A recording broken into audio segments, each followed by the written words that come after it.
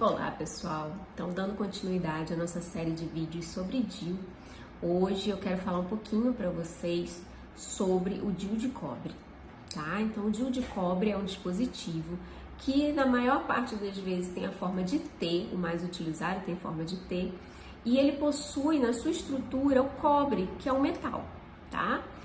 Qual é o modo de ação do DIU? Como que ele faz com que a paciente não engravide? Então, a primeira coisa que eu quero acabar é com o mito de que o DIU é abortivo.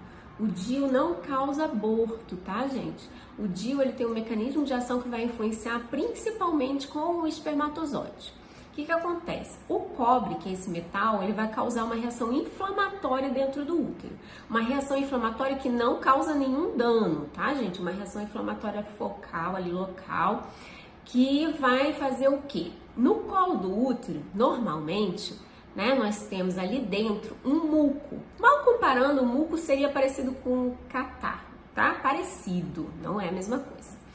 Então, de acordo com a fase do ciclo menstrual, esse muco pode estar mais grosso ou mais fluido, né? Mais aquoso, mais parecido com água. Bom, quando você coloca o DIU, esse muco fica mais espesso durante todo o tempo, ele não flutua, não modifica muito de acordo com a fase do ciclo menstrual. Esse muco espesso, o que vai acontecer? Ele dificulta a entrada do espermatozoide no útero. Tá? Quando o muco tá fluido, tá aparecendo com água, é mais fácil do espermatozoide entrar. Quando o muco tá espesso, é mais difícil. Então, nesses casos, né, no caso do uso do DIU, o muco vai estar mais espesso, então mais difícil de entrar o espermatozoide. Além disso, essa reação inflamatória também vai atuar com a própria mobilidade do espermatozoide e mesmo pode causar até a morte do espermatozoide. Então, esses são os principais mecanismos de ação e então, portanto, entende-se que ele não é abortivo, ele vai alterar o espermatozoide. Bom, esse é o mecanismo de ação dele para evitar a concepção, né, de anticoncepção. O que a gente tem de risco com relação ao DIU? Então, essas coisas que eu vou falar servem para qualquer tipo de DIU. Então, um dos riscos importantes é a perfuração uterina, tá? Então, quando você vai introduzir o DIU, porque o DIU tem que ser pode ser colocado em consultório. A maior parte das pacientes toleram bem colocação em consultório. Não precisa sedar no centro cirúrgico para colocar, tá? Existem algumas pacientes específicas que necessitam, mas a maioria não. Então, quando você vai colocar no consultório, né, o médico que precisa introduzir, se não for o médico que tem, assim, muita habilidade, né? E às vezes não por isso, mas pode acontecer um acidente que pode acontecer a perfuração do útero, tá? Não acontece, quanto mais experiente o médico, menos chances de acontecer. Então, mas é uma coisa que pode. Outra preocupação da gente é a expulsão do DIU.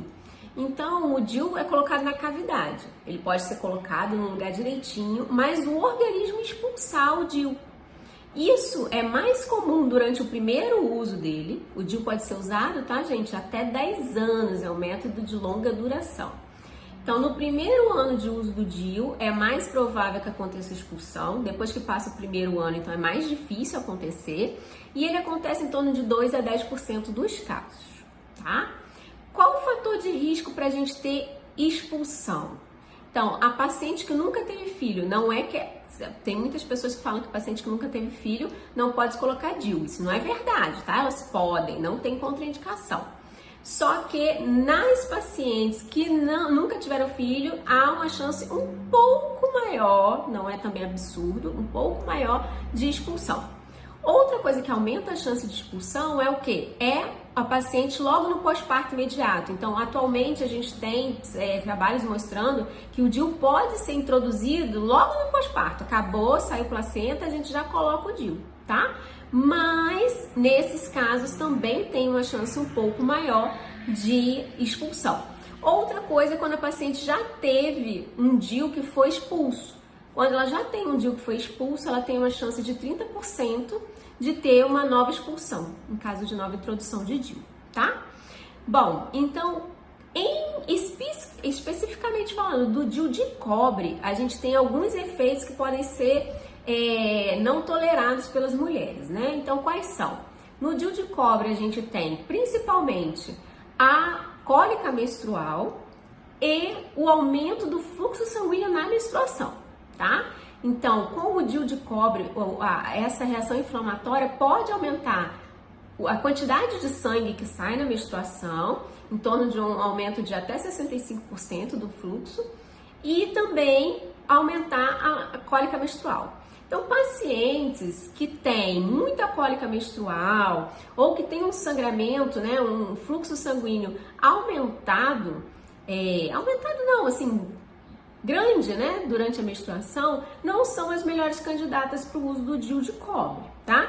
Elas não têm contraindicação, mas não seriam as mais indicadas para isso, para o DIU de cobre. Tem outros DIUs e a gente vai falar disso nos próximos vídeos, tá? Bom, qual seria a contraindicação para o uso de qualquer DIU, na verdade, não só o DIU de cobre, mas para o uso de qualquer DIU? Uma cavidade uterina que seja muito irregular, por exemplo, um paciente que tem muitos miomas e que tornam a cavidade irregular, então essa teria uma contraindicação, ou então paciente que tem infecção no momento, infecção vaginal, infecção uterina, ou então tiveram um aborto que teve infecção, né, um aborto infectado, logo depois a gente não pode colocar DIU, então essas seriam as principais contraindicações para a introdução de qualquer DIU, tá? Bom, então lembrando, gente, essa crendice que DIU é abortivo é crendice, não existe, né? E outra coisa, paciente que nunca teve filho não tem contraindicação para colocação de DIU. Lembrando só que elas têm um pouquinho de aumento em relação às outras pacientes de chance de expulsão, ok? Bom, qualquer dúvida que for surgindo, vocês podem trazer. No próximo vídeo eu vou falar sobre o DIU de prata, tá? Para tirar as dúvidas de vocês. Um abraço para todos e até o próximo vídeo.